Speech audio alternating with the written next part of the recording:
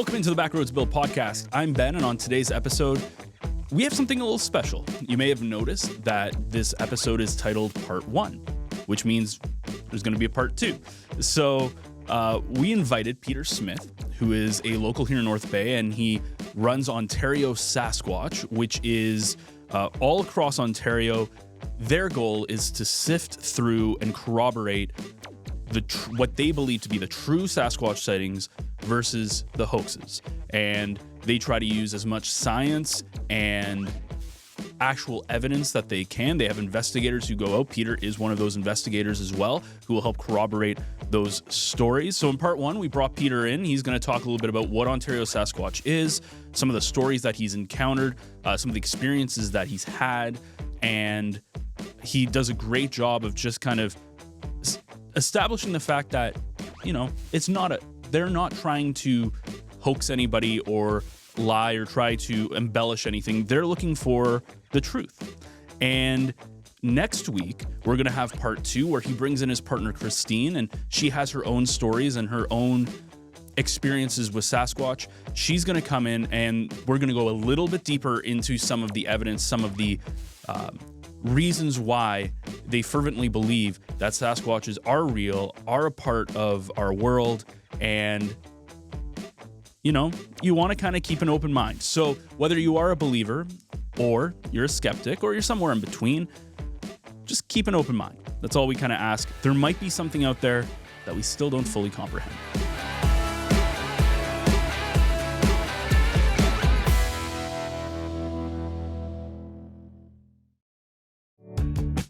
Hi, I'm Natasha Laframboise, sales representative with the Laframboise team at Realty Executives Local Group Inc. Brokerage.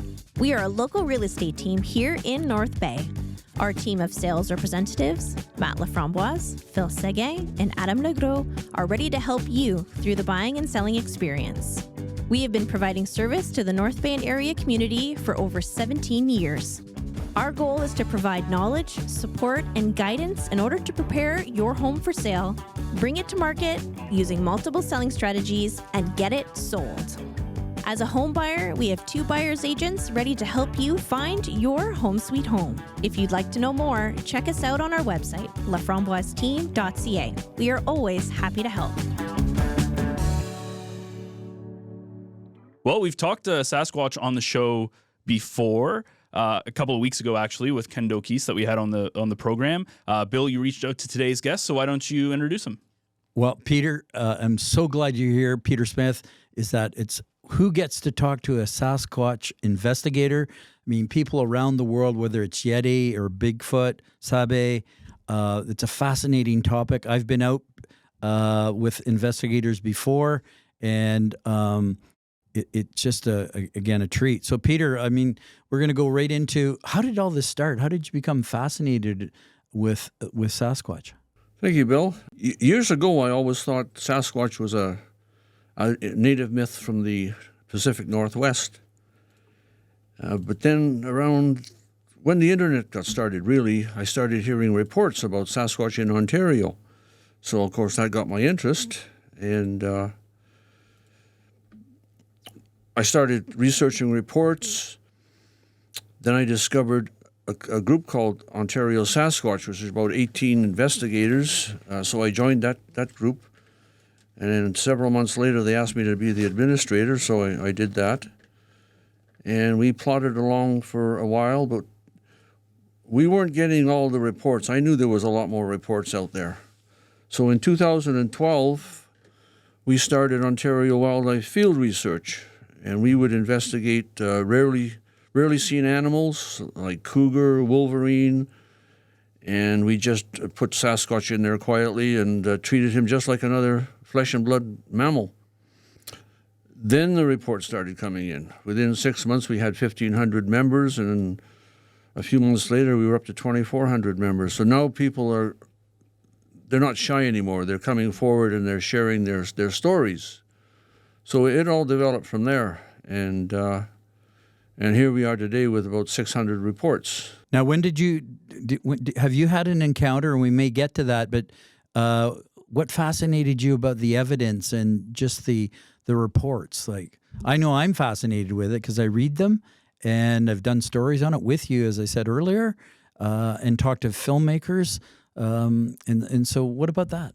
I guess when I met my present partner, Christine, and she had a face-to-face, she hadn't talked about it, but she had eventually told me she had a face-to-face encounter when she was 10 years old. She's from South Porcupine, and she was picking raspberries, and the raspberry canes parted, and this big face was looking at her.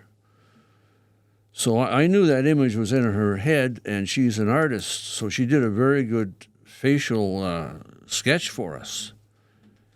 And we started interviewing a lot more witnesses, and there's just so much evidence there. And for personal encounters, today, in the last, say, 5 years, yes, we have almost weekly encounters. We never see them. They throw rocks at us if we're making too much noise around the campfire. We can hear them in the bush. They're there. Well, Dr. John Bindernagel, you've had the privilege of meeting him a number of times. From my recollection, there's been at least 2 books, which were, I think, in the beginning, in the early days of research, and one of the first 2, an academic who actually brought all this to light, so to speak. And I think actually because of him, the whole movement in part started. Yes, we met John Bindernagel a few times, and we've been to one of his seminars just before he died in 2017. He was making a lot of videos and giving seminars, so we were lucky to be able to attend one of those. Christine's son lives in Courtenay, so he was in the same Sasquatch group as John Bindernagel.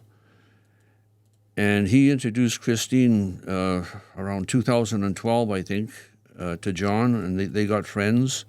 And then in 2016, when we wintered out there, Christine took me to meet John. And, of course, he's from Guelph University in Ontario, so he was very interested in Ontario Sasquatch.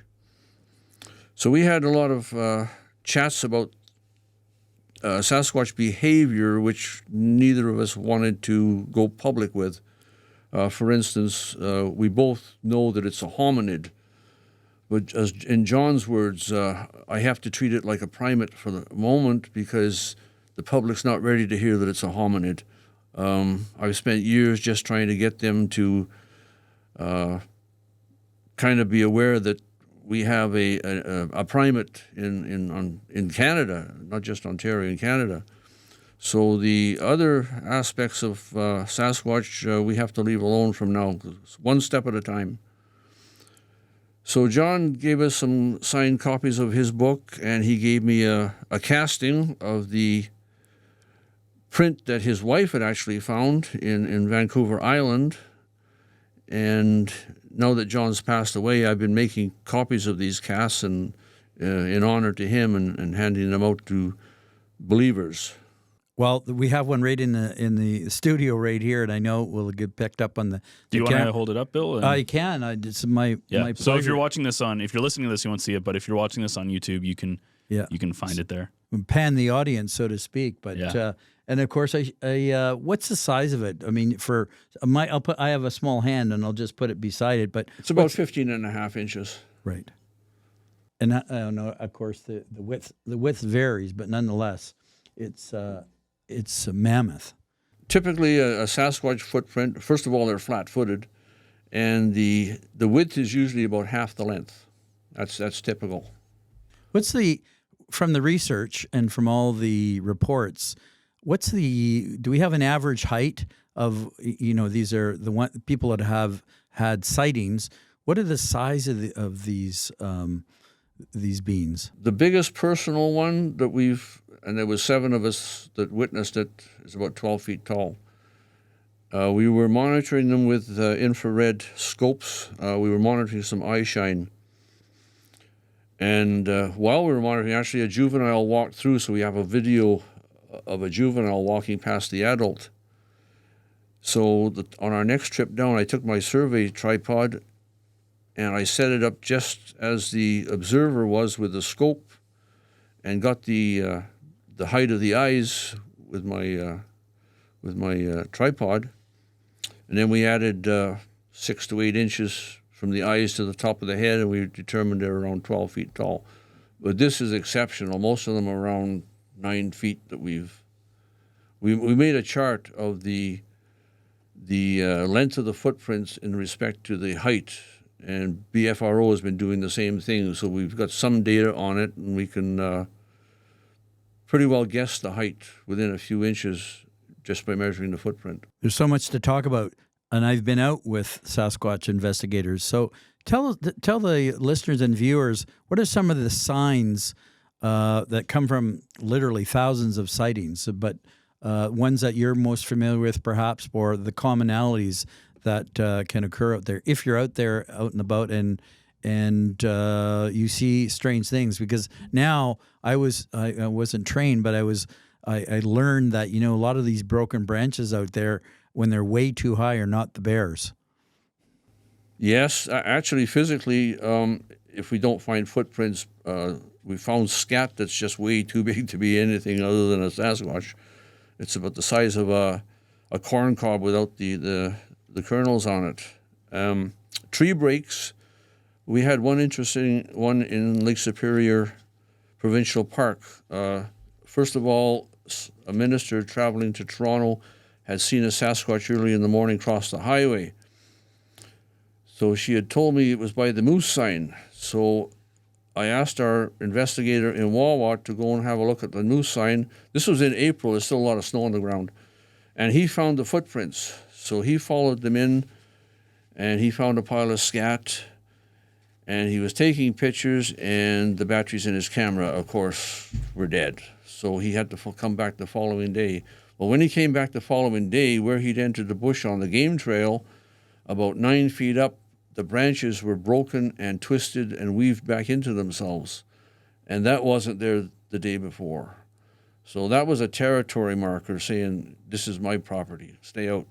So one of the things that I wanted to ask, so obviously there are some things that it's hard to talk about, like they're taboo topics, right? So we think about Sasquatch, aliens, conspiracy theories, those kind of things, where people, I would say the average person kind of dismisses you when you talk about it. And obviously when you're on the other side of that, like you're very fervent in your belief of what you've seen and you've what you believe. So what puts you in Ontario what puts you in Ontario Sasquatch apart from all the other stuff that's out there, and why should people believe the stuff that you're saying? There's a lot of things we talk about amongst our 47 investigators that we are not ready to talk publicly about because the public's just not ready for it. Okay, like scientific, is it scientific stuff or? Let's call it pseudoscience. To us, it's scientific, but to most people, it'd be classed as pseudoscience. We have a paranormal group, which includes 13 psychic people. My wife is one of them. They actually can telepathically communicate with Sasquatch, and we've demonstrated this many times. But as I said, the public's not ready for this. Yeah. We'd be happy if they just accept that we have something in Ontario that's very elusive. Is there anything in the North Bay area that that you've seen or you've encountered, or is it a certain part of Ontario that you find? All of Ontario. Wherever there's bush and cornfields and deer, there'll be Sasquatch. As for North Bay, yes, we have many reports around North Bay. Interesting. Yeah, because you're from around here, right? So like is this kind of like the heart of like the business as well, like Ontario Sasquatch? And I used to live in Sudbury. I don't think it's any more busy than Sudbury as far as Sasquatch is concerned. It's just that there's not too many people looking for them. Yeah, that's fair. There's reports all over Ontario. I mean, all over the world, in essence. And so, it's. And again, I happen to go out in the North Bay area, and that's my good fortune to go into the Laurier Woods. This is in the middle of the wintertime, and I've written about this. I've also interviewed filmmaker Dee McCauley from Red Rock First Nation. He has 2 documentaries on Sasquatch and related to Indigenous heritage and in culture. And so there's lots and lots of resources out there. But one of the resources, I think, Peter, from Ontario Sasquatch is the reports. And I know we're going to delve into this, but tell us a little bit about the investigators. And as you said a little earlier, you get reports all the time. But over years now, I don't know if it's hundreds or thousands of reports. Well, our 47 investigators are all witnesses. They've all had an encounter, either a daylight sighting, night eye shine at night. They've had enough of an encounter to convince them that, yep, they exist. So these are the type of investigators we want because they already have an interest in it. As for that paranormal that I mentioned, often there's orbs associated with Sasquatch. This has been documented by us on Vancouver Island, in North Bay actually, where there's orbs. So there's something strange about Sasquatch that's beyond our comprehension at the moment. I was just looking through the reports a little bit, and then what's up with the peanut butter? Oh, the peanut butter. We call that the peanut butter caper. Yeah, and I witnessed this. Sorry. Okay, yeah. We have a gifting area close to North Bay where we've been gifting that spot for 10 years. We have one investigator that goes there at least twice a week, replaces the food. We leave pumpkin, we leave apples, we leave carrots. They particularly like peanut butter and chocolate. So this peanut butter jar had a hole in it because they don't know how to open it. Now, I looked at the shape of the hole, and it was like someone had grabbed it with one hand and put a big thumb right through it. And it was a nice, clean break, so it had to be a lot of strength to do that. So I took a peanut butter jar, and I put it on my bench, and I hit it with a hammer several times, but all I could get was a splatter cracking. I couldn't get a clean break like this, but I was sure it was a thumb that went through it. So I asked our investigator, Jim, next time he goes in, to hold the peanut butter jar out in front of him, keep taking the lid off and putting it back on. And he did this, and then he left it at the gifting area. The next time he went in, there's the empty peanut butter jar where we had placed it. It was clean. You could tell a finger had been swiping it. And on the ground was the lid. So Jim had taught the Sasquatch how to unscrew the lid. And a few weeks later, 2 jars went missing. They were gone. So Jim, on his next trip, brought another jar in and put it in the tree where he usually leaves it. And on his next trip after that, the 2 missing ones were returned. They were laying on the ground with the lids removed. The lids weren't damaged. They were unscrewed, and the peanut butter was cleaned out. They actually recognized Jim when he goes in there, and he's seen them. He's heard them following him, not seen them. Once we went in during the snow, and one was following us. And we had gone to the gifting area, left some food, and we were just returning, and we saw these huge tracks with about a 5 or 6 foot step in them. So I used my FLIR on the tracks, and I was getting a heat signature. Well, it wasn't from the foot that the heat was coming from. It was from the compression of snow. It was minus 12 degrees, and I was getting a heat signature from the bottom of the print. So that meant at minus 12, that print was only just made minutes ago. So we just missed him, but we did get his footprints. Now, I've seen the prints of that out there when I've been out, and I'm looking forward to going out the next time as well. And this might be a good lead into your question, Ben, because I really encourage people to go onto Facebook and look at Ontario Sasquatch. But you had a question about that. About Ontario. Oh, as opposed to Sasquatch Ontario, that sometimes we get mixed up. Yeah, because this is something that happened actually when you first reached out to Peter. So, and this is actually very confusing, I think, for a lot of people who don't know what's going on. So, and this is why I keep fumbling, because I want to make sure I say the right one. You guys are Ontario Sasquatch, but there's also a Sasquatch Ontario, and you're very fervent that he is not in any way associated to you guys, and you guys don't post any videos. A couple of years in, he was caught hoaxing, and we don't do that. We're very credible. If we're not sure, we don't say anything. So when you say caught hoaxing, just to give people an idea, that he just made stuff up to kind of seem like... Well, let's say he set things up, because he was doing videos as well. And he set up a video where he was supposedly communicating with a Sasquatch that he calls Nefertiti. And he says that she's been telling him all these things. And, of course, we knew it wasn't true because we knew who the voice of Nefertiti was. It was the landowner where he was doing his research. So sometime later, he shows up calling himself Ontario Sasquatch. Sasquatch Ontario. See, this is where it gets confusing. Confusing me too. Okay, that's fine. He's not us. But then we started getting posts from people on Facebook thanking us for our videos. And I replied, we don't do videos. Who are you confusing us with? Well, they're confusing us with Sasquatch Ontario. So I had a word with Mike, and I said, I'm not happy. I don't care what you call yourself, but when people are confusing us with you, no, that's not good. But he's still doing it. So if you're out there, if you see Sasquatch Ontario, it's not, you guys are completely separate. All right, so we just cleared the air on that. I think it is important for the people who are interested. Now, if people want to get involved with you guys, how do they do that? We're on Facebook. We're Ontario Sasquatch on Facebook. Or you can email me at onsasquatch@protonmail.com. Or just message me at the Ontario Sasquatch group on Facebook. And then what do members get? People who are part of the organization? Is it just more to share their experiences? The reason for the Facebook group is to help people become aware, to help them get more comfortable with discussing their own encounters, and just general awareness of that we do have a creature in our forests that's very elusive. Yeah, and for the people who are off put by it or don't believe in it or whatever. What do you say to them? What's your retort to?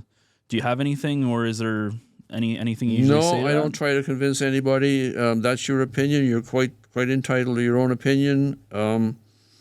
Just don't trash us on Facebook or whatever. Yeah. If you don't have an argument that's as good as ours, just leave us alone. Yeah, and you guys, one of the big things with you guys is you do a lot of. As much proof as you can get, right? And I know that you guys have done like DNA stuff, and you've kind of gotten into some of the more science part of it, where like when you see, I would say in popular media, a lot of it is similar to kind of like hoaxy style videos where it's very easy to dismiss it, and that's a big hill to climb to try to build back the trust of the general public, right? So yeah, I have a lot of respect for what you guys do, trying to get your message out there. When it comes to the science, I don't want to necessarily get super into the science part of it, but when it comes to that, who do you work with to be able to get some of that information? Like, do you have scientists that are part of your organization or that you deal with who are in that same kind of mindset as you and that don't take it seriously? There was John Bindernagel. Unfortunately, he passed away. He was a PhD biologist who spent 40 years trying to prove Sasquatch. We're involved with other people. I don't want to mention names because I haven't checked with them first. The DNA, we have a DNA specialist who confirms that the DNA that we've collected from hair samples and stuff, we have that on record. We talked to the International Hominid organization in Moscow. We're friendly with them. We're friendly with a lot of other people that are involved. And that's where we talk about the scientific side and the abilities of Sasquatch that we've discovered that the public is just not ready for yet. And do you guys, because obviously you guys are Ontario-based, does each province have their own similar group that does their own provinces, or is it kind of sporadic and spread out throughout the country? Up until a few years ago, it was just us in Ontario and Vancouver Island and British Columbia. There was a British Columbia group, and there was a Vancouver Island group, and there was us. I encouraged the people who had reported to us from Quebec. I encouraged them, and they now have an active group called Quebec Sasquatch. There's a Canada Sasquatch. I would like to see one in Manitoba. They have a lot of reports just before the prairies while they're still in the Laurentian Shield. And there's a lot of organizations in the States, Pennsylvania in particular, Michigan. There are no reports on the prairies. They're all either in the east or in the west. But yes, there is a lot of organizations now that there wasn't, say, 5 years ago. And do you share information between everybody and you guys are pretty friendly that way? Or is there any sort of competition or anything? Some groups are very competitive. They don't want to share. We're very open. We'll share anything except those things that we don't think people are ready for. Well, this is a good segue for me because this is new news as we speak. At the Canadian Ecology Center, where I work and as a founder, we have a carver right now doing a Sasquatch replica that we're going to put up in the park. And I've said this to Peter in the past, that it's almost time that we have a convention of sorts or an educational awareness session. I don't know what that might be and or if it'll ever come to pass, but that's an idea I've always wanted to toy with, but actually do. And the second thing, Ben, you know what? We want to hear more about Northern Ontario examples, and we're going to have part 2. So we have a special guest on the next episode of the Backroads Bill podcast. But just for the listeners and viewers, I'm just going to say that I'm not going to divulge the person's name. I was standing reaching up to the ripe berries when immediately in front of my face, 2 hands appeared dividing the canes. A face appeared in the opening, a face I can remember and never will forget. That's from one of the reports. So we'll wait to hear about this. Yeah, and Bill, you've had your own experiences with Sasquatch. I mean, we've talked about this horn pain, right? Yeah, evidence. And I go to Peter's comments. I've only seen evidence, so I'm still waiting for my encounter, and I hope it appears. Okay, well, Peter, anything, at least in this first part, that we haven't really gone into? I know in the next part we want to go into a little bit more of the reports that you've brought, obviously with the other person that we're going to bring in as well, to talk a little bit, go a little bit more in depth. But I guess for people listening, is there anything that you want to, any sort of message you want to get out to them, or any sort of anything you want to say to the general public? The people that come across our reports online, there's 2 types of people. There's people with open minds that'll read the report and they'll start thinking for themselves. But there's an element there that just totally denies it. But these are the same people that deny everything else that wasn't drummed into them. I don't know why they do it. Did they want attention for themselves? I don't know. They're more of an irritant than anything, like trying to find a mosquito in the dark at night. They're just an irritant, but I don't know what their motive is. Yeah. And the reports that you gave us, are these available online anywhere, or are there reports that you're able to read anywhere, or is it just on Facebook? On Facebook, we publish the details of reports, but we don't publish the full report. Only our investigators see that because it's got names and locations, and our prime mandate is we do not reveal witnesses' names or locations.